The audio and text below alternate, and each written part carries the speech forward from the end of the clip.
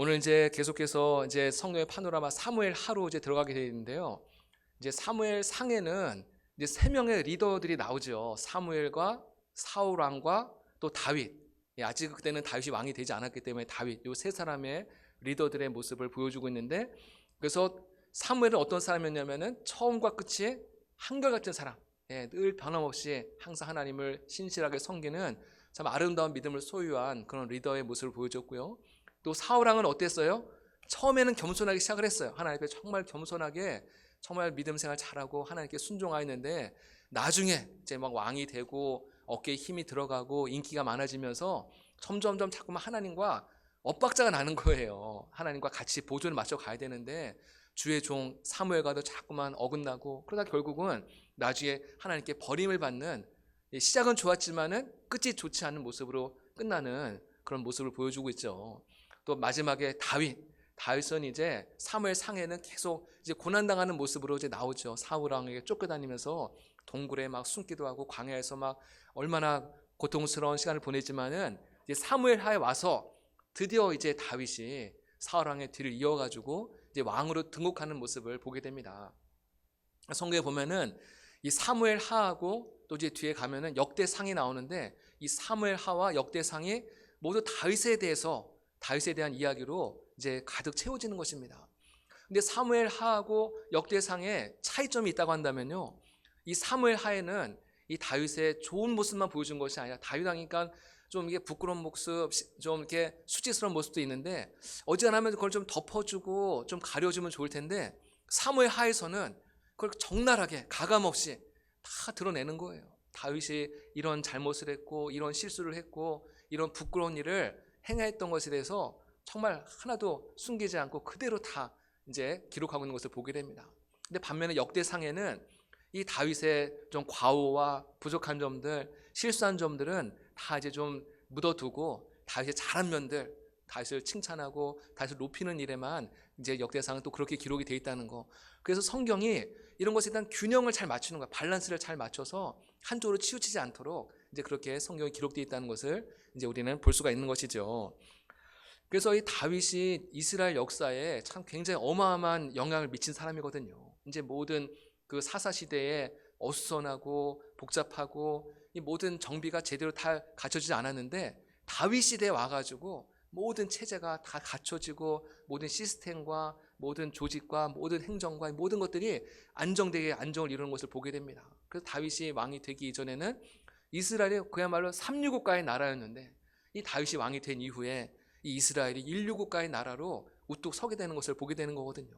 그리고 수많은 전쟁에서 다윗이 항상 승리하게 되고, 그래서 이스라엘 백성들, 지금도 이스라엘 나라들은요, 이스라엘 국기를 보면 알겠지만은 그 별망으로 되어 있잖아요. 별 모양으로, 육각형의 별망으로 되어 있는데 그 별 모양이 바로 다윗의 별이라는 거예요. 그러니까 지금 이스라엘 사람들은 지금까지도 다윗과 같은 정말 위대한 통치자가 나타나서 자신들의 나라를 다스려 주기를 지금도 기다리는 거예요. 그 모델이 누구냐면은 바로 다윗이라는 거예요. 다윗과 같은 위대한 통치자가 오기를 또 지금도 기다리고 있다는 것이죠. 이 정도로 다윗이 이스라엘의 역사에 굉장히 미친 영향력이 지대하다, 그것을 우리가 알 수가 있는 것이죠. 우리 들어가면서 같이 한번 읽어보겠습니다. 시작. 사무엘 하는 사울 왕 시대가 막을 내리고 다윗 왕조가 시작되는 것을 보여주고 있습니다. 이 책에서는 다윗이 통치 기간 중에 일어났던 사건들을 가감하지 않고 사실 그대로 기록했습니다. 즉 다윗의 아름다운 이야기뿐만 아니라 그의 약점과 과오까지도 그대로 기록하였습니다. 우리는 다윗의 실패와 이를 극복해가는 과정을 통하여 하나님의 정의와 사랑에 대해서 배우게 될 것입니다. 이제 방금 말씀드렸던 그런 내용이고요. 그래서 핵심적인 그 단어가 무엇이냐면은 영원한 언약, 우리가 방금 읽은 이 사무엘하 7장의 말씀인데요. 근데 이 말씀의 배경이 어떻게 되냐면은 이 다윗은 왕이 되어가지고 정말 화려하고 정말 좋은 백향목 궁에서 이제 지내고 있는데, 하나님의 법궤, 그때 당시 아직 성전이 지어지기 이전이니까는 하나님의 법궤는 너무나 초라한 곳에 이렇게 어떻게 보면 방치되다시피 있는 거예요.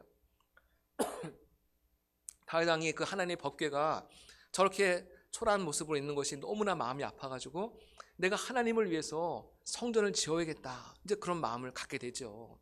근데 하나님께서 이 다윗의 마음을 너무나도 귀하게 받으신 거예요. 이 다윗이 성전을 지은 것도 아닙니다. 성전을 지어야겠다 마음만 먹었음에도 불구하고 하나님이 이런 다윗의 마음을 너무나도 귀하게 받으시고 너무나 기뻐하시고, 그러면서 다윗에게 오늘의 이 축복의 말씀을, 영원한 언약을 세우시는 거거든요. 그 다윗의 삶 속에 많은 실수와 과오와 정말 치명적인 그런 죄를 범하였음에도 불구하고 이 하나님께서 다윗을 버리질 않는 거예요. 왜냐하면 하나님께서 다윗과 맺은 언약이 있었기 때문에 다윗이 비록 실수하더라도, 물론 그것 때문에 다윗의 집안에 많은 우환과 어려움이 찾아오긴 하지만은 그렇다고 해서 하나님께서 다윗을 사울 왕처럼 버리진 않았다는 거예요. 그만큼 하나님께서는 한 번 하신 약속을 반드시 지키시는 하나님이신 줄로 믿습니다. 하나님, 우리도 마찬가지. 우리도 참 부족해서 늘 실수하기도 하고 죄를 범하기도 하지만은 그것 때문에 우리가 하나님 앞에 또 매를 맞을 때는 있을지언정 하나님이 우리를 버리지는 않는다라는 그런 분명한 믿음을 가지고 항상 주 앞에 믿음으로 나왔으면 좋겠습니다. 그래서 이 다윗 왕의 이 사역이 11장, 12장에서 한번 이제 전환기를 맞게 됩니다. 11장에서 다윗의 가장 큰 이제 과오를 범하게 되잖아요. 이 밧세바라는 여인과 이제 함께 동침하게 되고 간음하게 되면서 여기서 이제 다윗의 그 사역에 하나의 전환점을 맞이하게 되는 거거든요. 예, 그런 사역에 대해서 잠시 이따 다시 한번 살펴보겠습니다. 그래서 이 다윗이 7년 반 동안을 이제 헤브론에서 왕이 되어가지고 거기서 이제 기름 부음을 받고 왕으로서 이제 사역을 하게 됩니다. 이스라엘 전체는 아니고 남유다의 헤브론이라고 하는 그 작은 지역에서 거기서 이제 왕으로 사역을 하게 되고, 나중에는 이스라엘 모든 장로가 이 다윗에게 와가지고 너가 이제 당신이 우리나라를 다스려 주십시오, 통치해 주십시오. 다윗의 머리에 다시 한번 기름을 붓고 이제 이 다윗이 이스라엘 전체 왕으로서 이제 그런 사역을 본격적으로 시작을 하게 되었다는 것이에요. 그래서 우리의 3번에 1-1번에 보면은 사울이 죽은 후 유다에서 왕으로 추대가 되었다. 그래서 7년을 여기서 다스리게 되고 또 그 이후에 이스라엘 전체 왕이 되어서 이제 33년 동안, 그러니까는 7년과 33년을 도합해서 이 다윗이 40년 동안을 이스라엘을 통치하는 이제 그런 왕으로서 이제 세워지게 되는 것이죠. 그래서 이 다윗이 다스리던 이 이스라엘을 그때 당시에 통일 왕국이다, 그렇게 일반적으로 말을 합니다. 사울 왕과 또 다윗 왕과 솔로몬 왕, 이 3대에 걸친 이 시대를 통일 왕국의 시대다. 이 통일 왕국이라고 하는 이 말은 분열 왕국과 구별돼서 사용되는 말이겠죠. 왜냐하면은 솔로몬 왕 이후에 이 이스라엘 나라가 북이스라엘과 남유다로 이제 분열이 되거든요. 그러니까 분열되기 이전의 왕국, 통일 왕국 시대를 이 다윗이 가장 이스라엘을 위대하게 번영한 나라로 세운 왕이 바로 다윗이다. 이거를 지금 말씀드리는 것입니다. 그 다윗이 왕이 되면서 이제 법궤를 옮기는 그런 사건이 나옵니다. 이 법궤. 그래서 이 법궤에 대해서 제가 잠깐 좀 말씀을 드리려고 하는데요. 이 법궤가 원래 하나님의 성막에 잘 이제 보존이 돼 있어야 되는데, 그 사무엘 시대, 사무엘 이전에 지도자가 누구였냐면 엘리 제사장이잖아요. 엘리의 두 아들 홈리와 비나스가 이 블레셋과의 전투를 나가면서 이제 굉장히 전세가 불리해지니까는 어떤 방법을 사용하냐면은 하나님의 법궤를 전쟁터에 이제 가지고 나온 거예요. 마치 그 법궤가 있으면은 우리가 막 이 법궤 때문에 우리가 승리할 것처럼, 그러니까 이 법궤를 약간 무슨 부적과 같이 미신적인 그런 마음을 갖고 이 법궤를 전쟁터에 갖고 나오거든요. 그래서 블레셋 군인들이 처음에는 그 법궤를 보면서 굉장히 두려워하고 걱정을 많이 했는데, 나중에는 결국은 이 블레셋과의 전투에서 패함으로 인해서 그 법궤까지 블레셋에 빼앗기는 참 그런 수치를 경험하게 되거든요. 그래서 법궤가 블레셋 나라에 이제 안치가 되는데, 근데 놀라운 일은, 이상한 일이 생기는데, 이 법궤를 모셔드렸던 그 블레셋에 이제 그 성전이 있거든요. 근데 그 성전에 이제 다곤이라고 하는 우상신이 이렇게 서 있었는데, 그 우상신이 나침에 와 보니까는 완전히 땅바닥에 쓰러져 있고 팔목과 모든 것들이 다 부러져 있는 상태로 이렇게 쓰러져 있는 거예요. 그리고 이 법궤를 그 다음에는 이 아스돗에 있다가 가드로 보내고, 가드에서 에그론으로 보내면서 이 블레셋 사람들도 이 법궤 때문에 지금 우리에게 이런 참 이상한 불행한 일이 찾아온다, 뭔가 이제 감을 잡은 거죠. 그래가지고 이래서는 안 되겠다. 그래가지고 블레셋 사람들이 함께 모여가지고 함께 의논을 한 가운데서 이 법궤를 다시금 이스라엘로 보내는 게 좋겠다. 이거 가지고 있으면, 이거 법궤 가지고 있으면 우리나라에 자꾸만 재앙이 찾아오고 온갖 불행이 찾아오니까는 도저히 안 되겠는 거예요. 그래서 이 법궤를 계속 다른 지역으로 옮기다가 결국은 다시금 이스라엘 지역으로 이제 이 법궤를 옮기는 장면이 나오죠. 그래서 벳세메스라고 하는 곳에 이 법궤를 보내는 장면이 성경에 기록되어 있거든요. 그 다음에 벳세메스에 있다가 기럇 여아림이라고 하는 그 아비나답의 집에서 20년 동안 이 법궤가 거기서 이제 보관이 되고 있다가 드디어 이제 다윗이 왕이 되면서 이 법궤를 다윗 성으로 이제 이송을 하게 되는데, 근데 이송하는 과정에서 참 또 불행한 일이 생겨요. 이 법궤를 수레에다 실어가지고, 소가 끄는 수레에다가 실어서 이 법궤를 이동을 하는데, 막 사람들이 막 찬양을 하고 막 시끄럽게 막 하니까는 소들이 깜짝 놀래가지고 소들이 막 펄쩍펄쩍 뛰다가 이 법궤가 수레에서 막 떨어질 뻔하니까는 웃사라고 하는 사람이 이 법궤를 손을 딱 잡았거든요. 그래야 되잖아. 안 그럴 때가는 이 법궤가 떨어질지 모르니까는 빨리 이제 반사적으로 이 법궤를 손을 딱 잡았는데, 그것 때문에 이 웃사가 그 자리에서 죽임을 당하게 돼요. 참 이런 불행한 일이 생기거든요. 사실은 근데 법궤를 옮기는 방법부터가 사실 잘못된 거예요. 이 법궤는 사실은 제사장들이 어깨에다 메고서 옮기도록 그렇게 규정이 되어 있는데, 이 법궤를 마치 무슨 짐짝처럼 소가 끄는 수레에다가 이 법궤를 옮기다 보니까는 결국은 이 웃사라고 하는 사람이 그것 때문에 죽게 되고, 그래서 거기에 대해서 베레스 웃사, 여기 나오죠. 나곤의 타작마당 앞에서 웃사라는 사람이 죽음을 당해가지고 베레스 웃사라고 하는 이제 그런 이름이 정해지게 됐거든요. 그래서 다윗도 이렇게 기쁜 날에 이런 참 충격적인 일을 경험하고서는 우리가 아직 법궤를 모시고 올 준비가 안 됐구나 하면서 이 법궤를 여기 보면은 오베데돔이라고 하는 사람의 집에 이제 거기다 잠깐 보관을 합니다. 근데 법궤를 그 오베데돔의 집에 보관을 하고 있는 동안에 하나님께서 오베데돔의 집에 정말 엄청난 축복을 주셨다는 그 소식을 듣고서는 하나님께서 우리에게 복을 주시는구나. 다윗이 그것을 알고서는 다시 그 오베데돔의 집에서 다윗의 성으로 이 법궤를 옮기는 그런 사건이 나옵니다.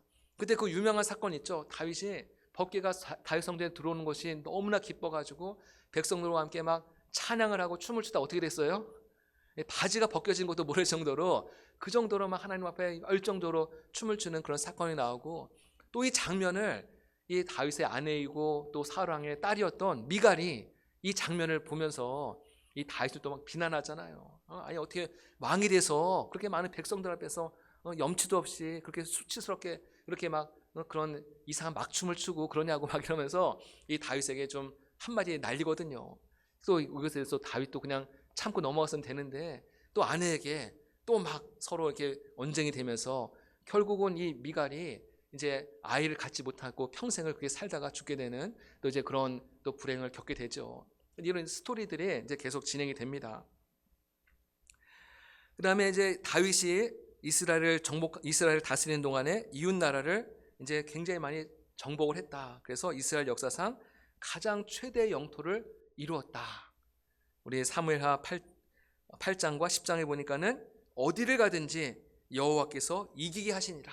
다윗이 어느 민족과 싸우든지 누구와 싸우든지 하나님께서 다윗을 계속해서 이기게 하셨다. 이기게 하셨다. 이거를 한자로 승승장구라고 하죠. 승승장구. 항상 이기는 거예요. 여러분 근데요, 항상 모든 일이 잘 될 때, 모든 일이 잘 풀릴 때, 이때가 영적으로 보면요 굉장히 위험할 때라는 사실을 우리는 기억을 해야 됩니다. 그때가 가장 조심해야 될 때입니다.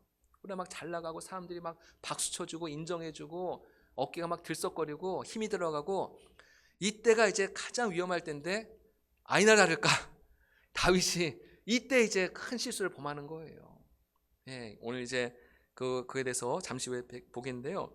이 다윗의 오점에 바로 나오죠. 밧세바 사건. 우리 사무엘하 이제 11장. 제가 사무엘하 8장과 10장에서 이 다윗이 어디를 가든지 이겼다 말씀드렸잖아요. 이제 10장 다음에 11장에 드디어 이 다윗이 큰 이제 실수를 범하는 것을 보게 되는데요. 사실은 그때도 이미 막 이스라엘 다른 나라와 전쟁을 하고 있을 때거든요. 그러면 왕도 그 전쟁터에 나가서 함께 군인들과 함께 해야 되는데, 근데 다윗이 무슨 일이었는지 전쟁터를 나가지 않고 자신의 궁전에서 이제 낮잠을 자고 쉬고 있던 거예요.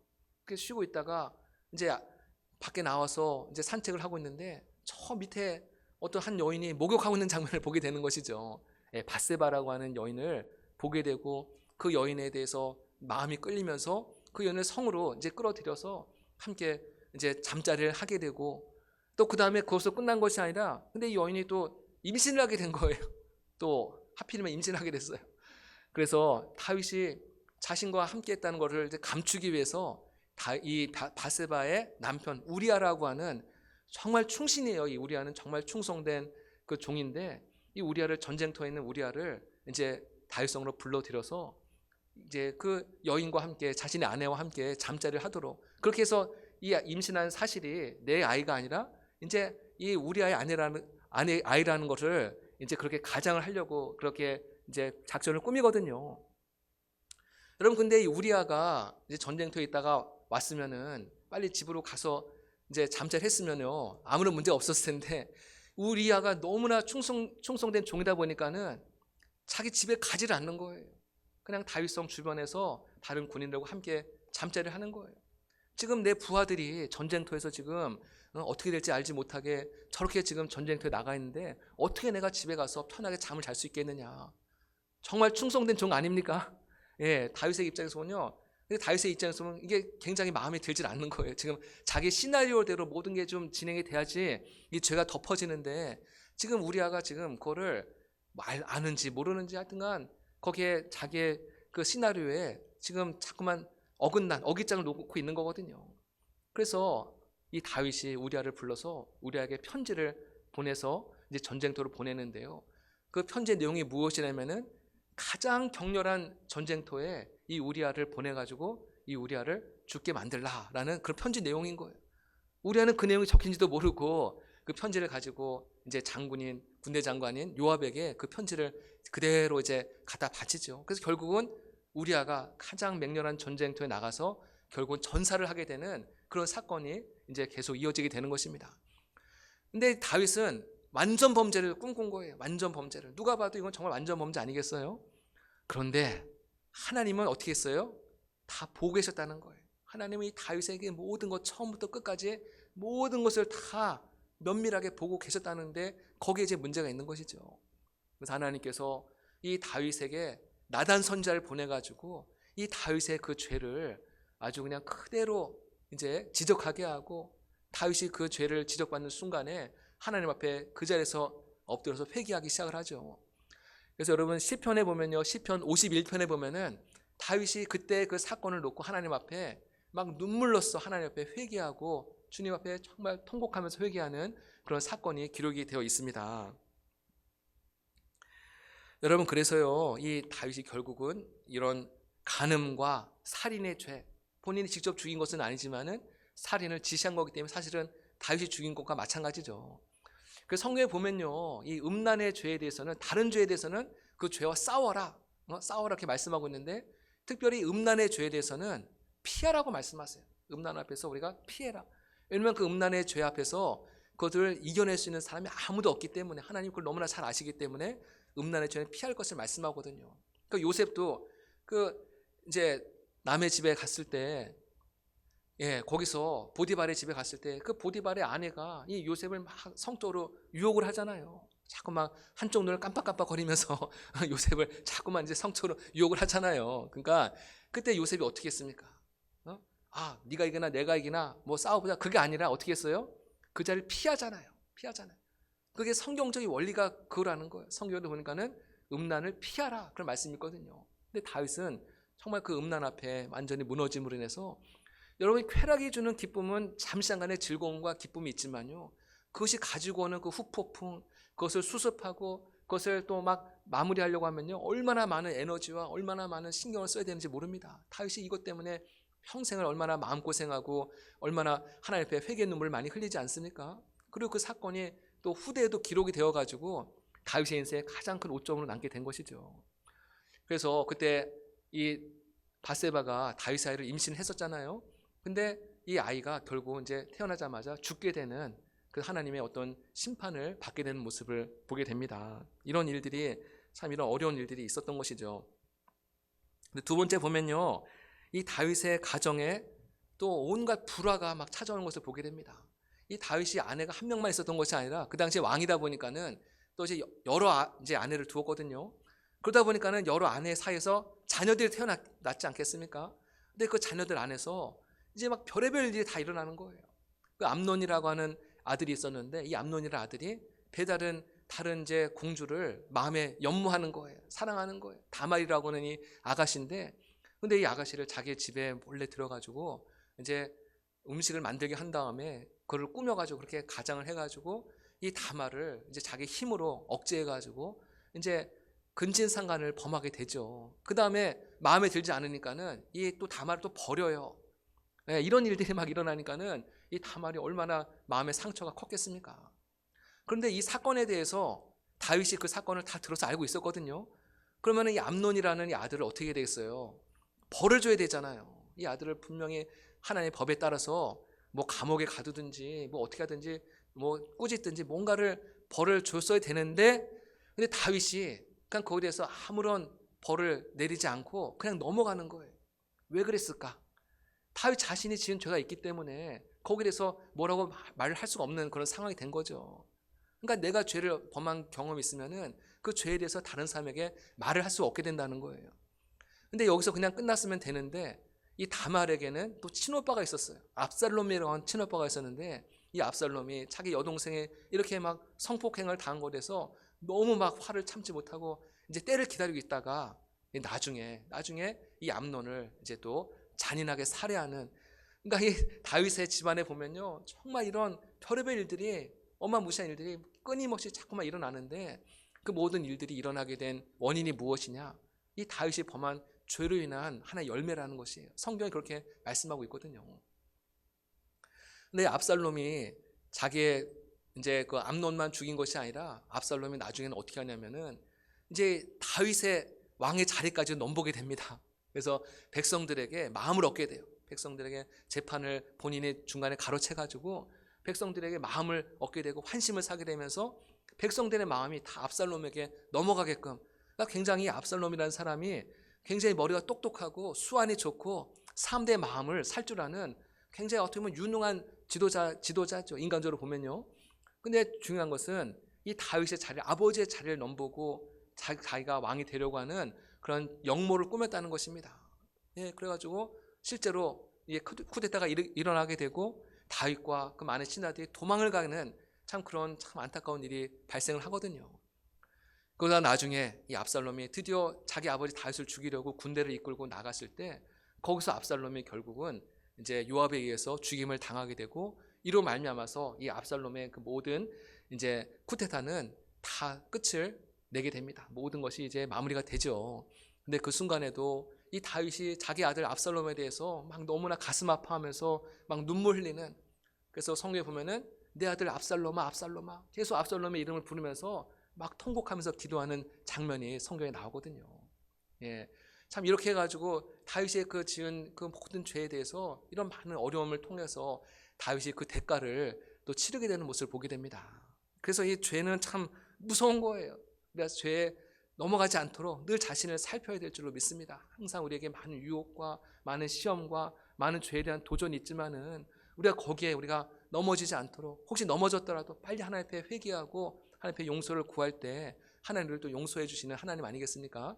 하여튼 우리 죄를, 우리 아까 권사님도 잠깐 그런 말씀 기도할 때 그런 얘기는 했지만요, 우리 작은 죄도 크게 볼 줄 아는 정말 그런 믿음의 사람이 되어야 되는 거예요. 많은 사람들이 큰 죄도 그냥 가볍게 여기고 무시하고 그럴 때가 많이 있는데 이 다윗은 자신의 정말 그 죄를 솔직하게 주님 앞에 회개할 때 하나님께서 이 다윗의 모든 죄를 또 용서하시는 그 하나님의 모습을 보게 됩니다. 이 다윗은 또 이제 마지막으로 인구조사를 하는 또 장면이 나오는데요. 예, 인구조사 그냥 단지 뭐 우리나라에 몇 명이 살고 있나 이거를 조사하는 차원이 아니라 우리의 국력이 어느 정도 됐나, 자기의 뭔가 좀 힘과 자기 어떤 왕의 그런 능력을 과시하기 위해서 한번 또 인구조사를 하는 이제 그런 일이 나오게 되는데, 이것이 또 하나님 앞에 또 죄가 되어가지고 이것 때문에 또 이스라엘 백성들 약 7만 명이 이제 온역, 어떤 그 질병으로 인해 가지고 또 우리 많은 이스라엘 백성들이 죽임을 당하는 또 그런 안타까운 일들이 일어났죠. 예, 우리 다윗을 보면요, 이제 3번입니다. 우리 3번에 3번인데 하나님 중심적인 인물이었다. 그래서 이 다윗 하면은 가장 이제 많이 떠오르는 게 뭐냐면은 다윗은 찬양하는 사람이었다. 예, 시편 150편까지 시편인데 이 시편 가운데서 거의 절반가량이 이 다윗이 직접 지은 시거든요. 또 그런가 하면은 이 다윗이 그 소년 시절 때 사울왕 앞에서 수금으로 연주할 때 이 사울왕을 괴롭히던 악한 영들이 떠나가는 이제 그런 이제 기록이 나오지 않습니까? 또 아까 말씀드린 대로 다윗이 그 하나님의 법궤가 다윗성으로 들어올 때 막 하나님 앞에 막 바지가 벗겨질지도 모를 정도로 또 춤을 추면서 하나님을 찬양하던, 그러니까 굉장히 찬양에 진심이었던 사람이에요. 또 사무엘하 23장 1절에 보면은 다윗을 소개하기를 노래 잘하는 자다.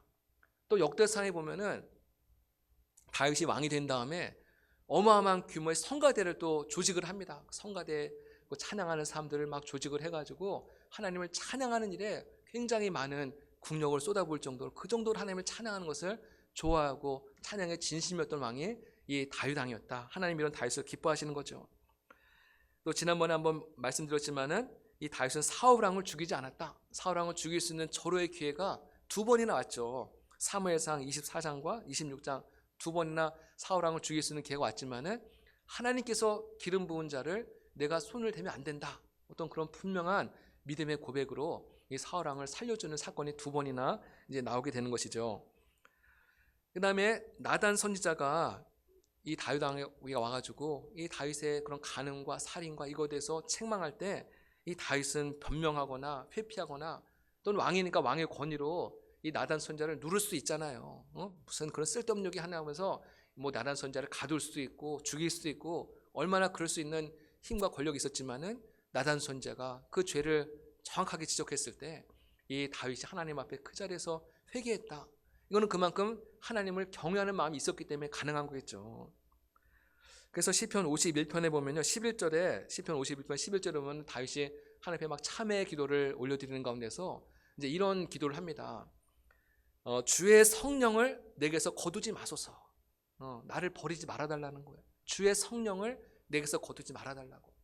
나에게서 왕의 자리를 가져가셔도 좋고 내 가족들 다 데려가도 좋은데 주님의 성령을 내게서 거두지 말아달라고 하나님 앞에 막 부들부들 떨면서 하나님 앞에 눈물로 기도하는 거거든요. 주의 성령이 떠나갔던 사람이 있죠. 사울왕, 또 사사시대에는 삼손, 주의 성령이 떠나가니까는 나중에는 그들의 삶이 완전히 비참해지잖아요. 하나님 앞에 정말 비참하게 그들의 인생의 말로를 보게 되는데 다윗이 그걸 너무나 잘 아니까는 나에게서 제발 주의 성령을 거두지 말아 주십시오. 하나님 앞에 막 눈물로 기도하는 그런 모습을 보게 된다는 것입니다.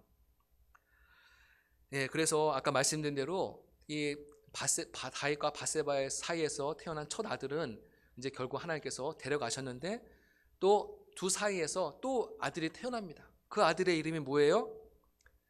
그 아들의 이름이 솔로몬이에요. 솔로몬. 우리가 그렇게 잘 아는 솔로몬. 근데 하나님께서 솔로몬이 태어날 때 하나님께서 솔로몬에게 이름을 하나 지어줬습니다. 무슨 이름이냐면 여디디아라는 이름을 지어줬어요. 여디디아. 여디디아 여기 나와 있죠. 여디디아라는 말은 하나님께서 가장 사랑하시는 사람. 하나님께서 가장 사랑하시는 사람. 이 말씀은 하나님께서 다윗의 회개와 다윗의 잘못을 용서하셨다는 그런 메시지가 여기 이 안에 있는 것입니다. 그래서 큰 아들은 내가 데려갔지만은 내가 이 작은 아들 솔로몬을 내가 살려주고 그를 내가 가장 사랑한다. 하나님께서 이 솔로몬을 통해서 하나님께서 다윗에게 사랑과 용서를 약속하고 계시는 그런 하나의 징표인 것이죠. 우리 그 다음에 이제 또 뒷장 넘어가겠습니다. 이제 시간이 뭐 다 돼가지고요. 이 다윗은 정치적 수완이 뛰어나서 초기 이스라엘 왕정 국가를 건설했던 그런 인물이다. 또 뛰어난 용사로서 이스라엘의 이름을 만방에 떨치고 넓은 땅을 또 차지한 왕이었다. 우리 세 번째 같이 한번 읽어볼까요? 시작. 이스라엘 역사상 가장 완벽한 왕으로 평가받으며 이스라엘이 꿈꾸는 하나님의 왕국을 건설할 메시아의 모델이 되었다. 하나님 나라의 왕국을 건설할 메시아의 하나의 모델이 바로 이 다윗이었다. 그래서 다윗의 후손 가운데서 또 예수님이 탄생하지 않습니까? 우리 마무리하면서 우리 5번을 또 같이 한번 읽어보겠습니다. 시작. 다윗은 훌륭한 왕이었으나 오점도 많았습니다. 그는 범죄하였으나 작은 죄를 크게 볼 줄 아는 큰 사람이었습니다. 다윗은 항상 코람데오 하나님 앞에서 신전 의식의 정신으로 살았습니다. 그리고 항상 하나님의 임재를 사모했던 인물입니다. 이러한 다윗을 하나님은 버리지 않으시고 용서하셨고 더 위대하게 사용하셨습니다. 사무엘하의 말씀을 묵상하는 가운데 다윗의 길을 걸어가고 다윗과 같이 하나님의 마음에 합한 자가 되시기를 바랍니다. 아멘. 예, 다윗은 저는 이제 그런 생각을 해봤습니다. 다윗이 이제 바세바 사건 때문에 한번 이제 크게 넘어지잖아요. 저는 그걸 보면서 뭐 하나님 정말 그랬지 안 그랬지 모르겠지만 제 생각에는 하나님이 이런 생각을 하지 않았을까? 내가 너 그럴 줄 알았다. 항상 막 승승장구하고 잘 나가고 그러니까 얼마나 또 교만해지지 않았겠습니까? 자기도 모르는 사이에. 근데 이런 한번 넘어지는 사건을 통해서 이 다윗이 하나님 앞에 회개하는 거예요. 그래서 우리에게도 고난이 오고 어려움이 오는 것에 대해서 우리가 그거를 막 이상하게 생각하고 막 하나님께 원망하고 불평할 것이 아니라 하나님께서 나를 낮추시는 이 과정을 통해서 내가 하나님을 더 의지하도록 하나님께 나를 길을 자리에 부르시는구나, 믿음의 자리에 부르시는구나. 항상 또 그런 믿음을 가지고 주님을 바라보면서 그 어려움 때문에 우리가 믿음을 떠나고 하나님을 원망하고 그렇게 시험에 들 것이 아니라 그 어려움을 통해서 우리가 더 주님을 바라보고 주님께 매달릴 때 하나님 우리에게 더 큰 은혜를 주시고 우리를 더 귀하게 사용하신다. 항상 그런 믿음을 가지고 살아가시길 바랍니다. 이 다윗의 실패 또 다윗의 회복이 주는 메시지가 바로 그런 메시지가 있다는 거예요. 하나님은 회개하는 자를 절대로 내버려두지 아니하시고 우리를 다시금 품어주시고 용서해 주시고 새로운 은혜를 부어주신 줄로 믿습니다. 이런 은혜로 또 믿음으로 승리하시기를 주님의 이름으로 축복합니다.